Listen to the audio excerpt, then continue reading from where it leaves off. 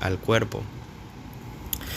Entonces vamos a tener que aquí van a haber unas neuronas. Con mucha imaginación, esta es una neurona. El soma, la delendita, la bocola. Y en sí estas neuronas lo que tienen de especialidad es que en sus terminaciones normalmente ellas son encapsuladas, ¿sí?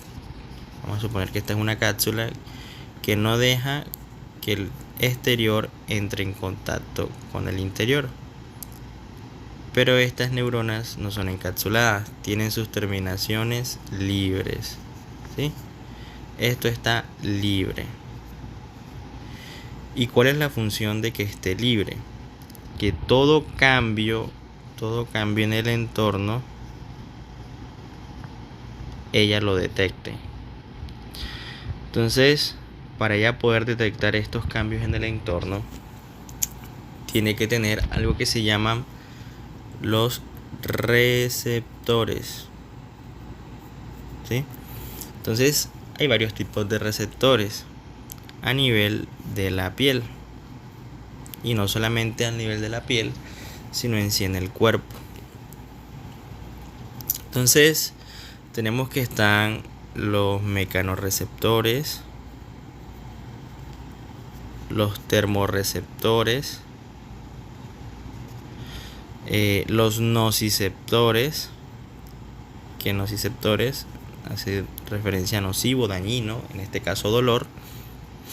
Y tenemos también los quimiorreceptores, que ya están más a nivel interno. Quimiorreceptores. Entonces, ¿de qué se encargan los mecanorreceptores? De la fuerza, como de calcular qué tan pesado es un objeto, qué tanta presión genera el objeto en sí en la piel. Los termorreceptores pues se van a encargar de los cambios de la temperatura, si yo toco algo está frío, si está caliente, y los nociceptores del dolor. Entonces yo puedo presionar como tal, yo puedo con un dedo presionar una piel y la piel se va a hundir en esa zona, ¿sí? Pero no necesariamente porque la piel se hunda me va a generar dolor, o no siempre que a mí me toquen voy a tener dolor. Cuando ya esto pasa un umbral es que se refleja el dolor como tal, porque sería incómodo que siempre que el cuerpo manifieste tacto o alguno de estos receptores enseguida sea como dolor. Y pues para esto el cuerpo está diseñado de una forma. Entonces ya vimos que están las neuronas, que no son encapsuladas, que están libres para que detecten los cambios, que tienen muchos receptores, sean mecanorreceptores, termorreceptores, nociceptores, quimiorreceptores, y hay unos que son mixtos, que es que una sola neurona tiene todos, ¿sí? Entonces, ¿qué pasa acá?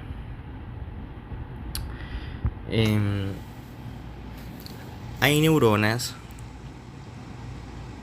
que en su axón están bañadas por algo que se llama mielina, ¿sí?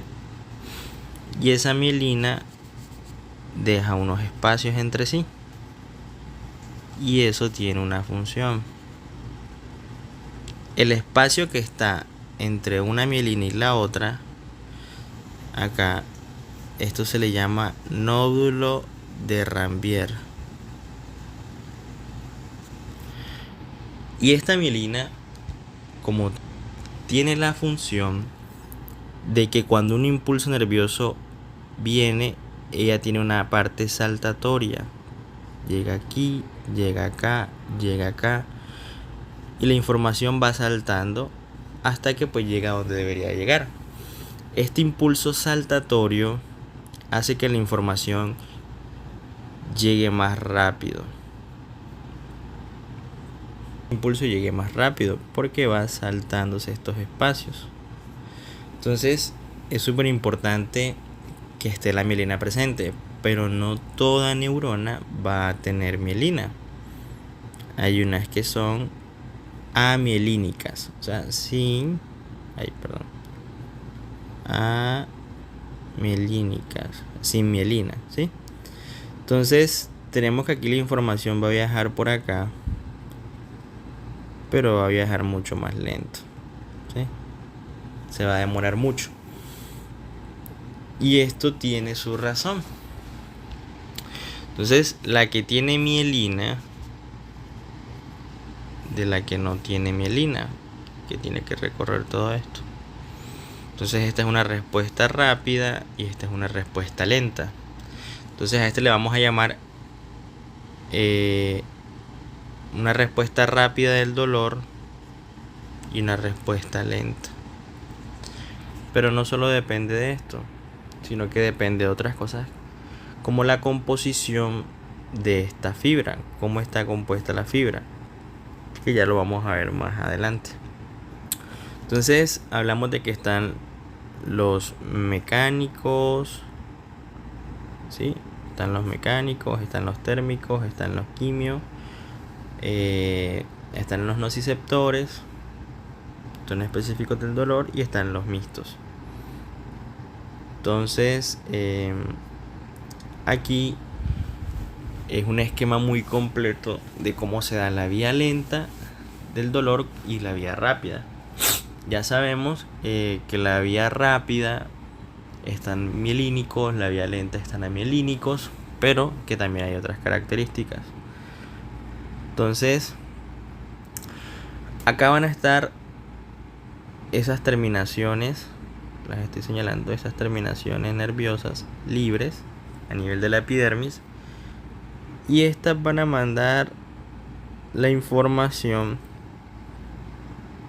por todo este nervio, y la idea es que lleguen a la médula, ¿sí? Tenemos la médula, que es la que está acá. Entonces nos ponen a comparar una vía del dolor rápida con una vía del dolor lenta, ¿sí? Entonces, ¿qué nos dice acá? Nos dice que la vía del dolor rápida es de fibras tipo A delta, mientras que la vía del dolor lenta es de tipo C. La vía de dolor rápida tiene una velocidad, de 6 a 30 metros sobre segundo. O sea, en un segundo recorre 6 a 30 metros. Y esta recorre de 1 a 2 metros por segundo. Entonces, es abismal la diferencia. El neurotransmisor que maneja la vía rápida es el glutamato, mientras que el que maneja la vía lenta es la sustancia P. Entonces, expliquemos la vía rápida.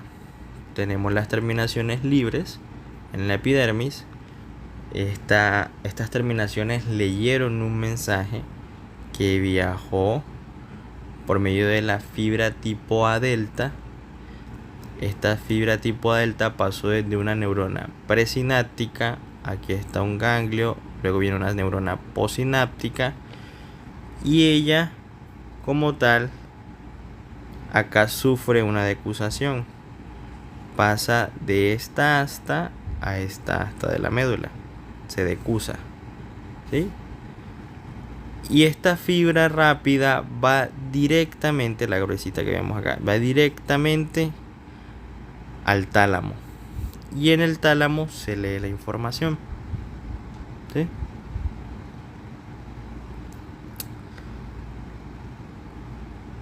Lo que sucede en esta lámina marginal, aquí hay un pequeño ganglio, ya me molesta masita que se ve acá, es la primera lámina marginal, y aquí es donde empieza a sufrir la decusación y llega directamente, y vemos que la fibra va completica y llega directo al tálamo. Entonces, todas estas características permiten que la vía rápida, como su nombre lo dice, pues llegue rápido. Mientras que la vía lenta nos ponen acá, que es con los receptores químicos. O sea, los receptores químicos, los quimiorreceptores, son característicos de la vía lenta. Tiene sus terminaciones nerviosas leen la información, esta información viaja por la fibra tipo C, que es de 1 a 2 metros sobre segundo, y acá el neurotransmisor pasa la sustancia P. Aquí el neurotransmisor pasa de una neurona pre a una postganglionar, este es el ganglio, y aquí sí está en la lámina marginal 2, en la lámina marginal 3 y en la lámina marginal 5. Hay intercambio de información por otra fibra nueva, otra neurona nueva. Esta también se decusa, ¿sí? Se empieza a decusar acá, cambia la posición del asta y sube. Pero ¿qué pasa acá? Vemos que en el bulbo raquídeo unas fibras se quedan. Vemos que en la protuberancia otras fibras se quedan. Y vemos que en el mesencéfalo otras fibras se quedan. Y de todas estas fibras que estaban acá, miren, aquí está, también sufre una decusación nuevamente acá. Y llega una sola fibra de todas las fibras que venían. Entonces, esta vía lenta, primero, es amielínica, tiene un mayor recorrido y de todas las fibras que iban, solo llega una. Todo esto la hace característica para hacer una vía lenta. Entonces nos quiere decir que toda la información que se recoge de dolor realmente está llegando un 20% técnicamente de información, ¿sí? Entonces hay una parte importante que es el dolor referido. Tenemos que el dolor referido es cuando un dolor tiene un origen diferente al que el paciente refiere, ¿sí? Entonces aquí tenemos un ejemplo de por qué sucede esto, o un esquema, perdón, de por qué sucede esto. Entonces tenemos que hay unas fibras nerviosas viscerales, ¿sí? Son estas de acá. Y tenemos que hay unas fibras nerviosas cutáneas. La información de las fibras nerviosas viscerales está viajando. Y acá se alcanza a decusar, se decusa con esta otra fibra nerviosa. Y a su vez, la vía cutánea se alcanza a decusar con la otra fibra nerviosa. Y esta decusación hace que estos mensajes se superpongan uno sobre el otro. La información que venía acá se comparte aquí y la información que venía acá se comparte acá. Entonces, como resultado, tendremos que un mensaje que venía por una fibra nerviosa visceral se va a sentir en una fibra nerviosa cutánea, ¿sí? Entonces ponemos el ejemplo de cuando una persona tiene una infección en vías urinarias, tiene cálculos y hacemos el proceso de la puñopercusión, que esto consiste en poner la palma de la mano sobre la superficie del lumbar del paciente, o sea de la parte izquierda o derecha, donde nos refiere más el dolor, y con la otra mano en forma de puño golpeamos suavemente sobre el dorso de la mano y el paciente nos va a referir dolor. Entonces tenemos que el paciente tiene una fibra nerviosa visceral que está mandando información, pero se refleja en una fibra nerviosa cutánea. Entonces técnicamente sería esto. Entonces habíamos dicho que no toda sensación de tacto se va a volver dolor. Y esto es por dos cosas. Si el tacto no es prolongado, o sea, si a mí me presionan la mano o una parte del cuerpo durante un mínimo tiempo, pues no voy a sentir dolor. Diferente a que si tengo una parte del cuerpo bajo presión durante tiempo prolongado, pues no va a circular sangre y voy a sentir dolor. Entonces, primeramente vamos a ver por qué se da si me están presionando, pero no, el impulso no da para tanto, o sea, están presionando, pero lo normal no es una sensación dolorosa, sino una sensación de tacto. Entonces, tenemos por acá que la información viajó por la postsináptica y acá hay un complejo que se llama complejo inhibidor, ¿sí? Que este complejo inhibidor tiene esa función, ¿sí? De que no toda la información que deba llegar a esta zona tiene por qué seguir el camino y reflejarse como dolor, ¿sí? ¿Cómo lo logra? Bueno, acá tenemos un dibujito de la neurona presináptica, que es la que trae la información, la segunda neurona, que es la postsináptica, que recibe la información, y entre las dos está la neurona del complejo inhibidor, que esta va a liberar algo que se llama encefalina, y esta encefalina se libera y bloquea a los receptores de morfina, que se le llaman receptores de morfina debido a un proceso histórico que pues también lo vamos a mencionar ahora. Entonces, si esta está bloqueando acá, pues nunca va a llegar información a la postsináptica. Si nunca llega información a la postsináptica, pues sencillamente no hay dolor, ¿sí? Entonces se llaman receptores de morfina porque a los pacientes que tenían dolores extremos debido a cánceres, ¿sí? O a patologías que generan mucho dolor, se intentó inyectar de manera directa morfina, ¿sí? En la región gris, donde está pues acá el acueducto, el cuarto ventrículo, el tercer ventrículo. En toda esta zona de acá se inyectó morfina, se vació la morfina acá. Y se observó que los pacientes tenían una analgesia extrema, es decir, se inactivaba totalmente la vía del dolor. Entonces por eso se le llamó receptores de morfina, ¿sí? Desde que se empezó a observar eso, se empezó a buscar la creación de opioides que permitieran pues una vida más tranquila a estos pacientes. Entonces ahora vamos a explicar por qué la isquemia generaba dolor, ¿sí? O sea, porque después de un tiempo de esta presión o en sí algo que genere un proceso isquémico, algo que impida el paso de la sangre, que lo obstruya, genera dolor. Normalmente en esta zona deben estar circulando glóbulos rojos, ¿sí? Aquí tenemos el epitelio, tenemos las terminaciones nerviosas acá, este es el epitelio, estas células de acá, las terminaciones nerviosas, acá este es el vaso sanguíneo como tal, acá va circulando la sangre.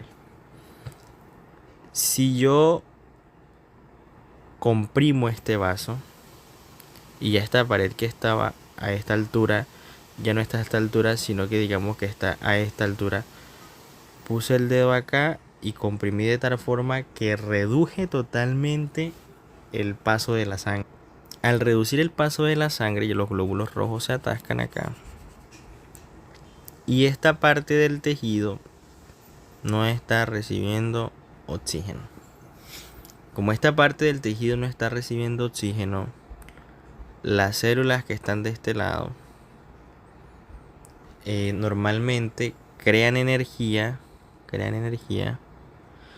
a partir de algo que se llama la glucólisis, ¿sí?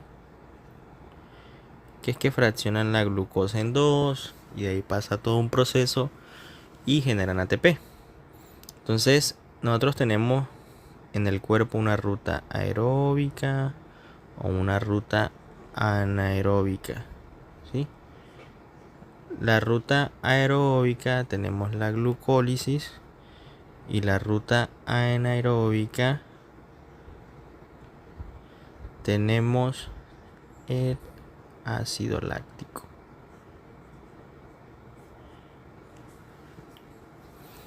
Normalmente estamos en esta ruta, ¿sí? La sangre está pasando normal, no hay un proceso isquémico, tenemos la glucólisis activa, normal. Pero cuando ya está el proceso isquémico, que generamos presión en el vaso, ¿sí? Pusimos el dedo acá, el dedo, y se redujo totalmente la luz del vaso y ya esta porción no está recibiendo oxígeno.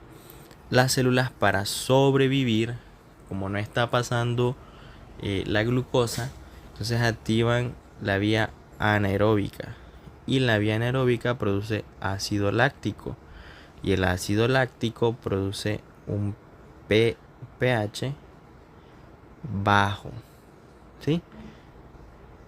Bueno, un pH ácido, para hacerme entender mejor, ¿sí?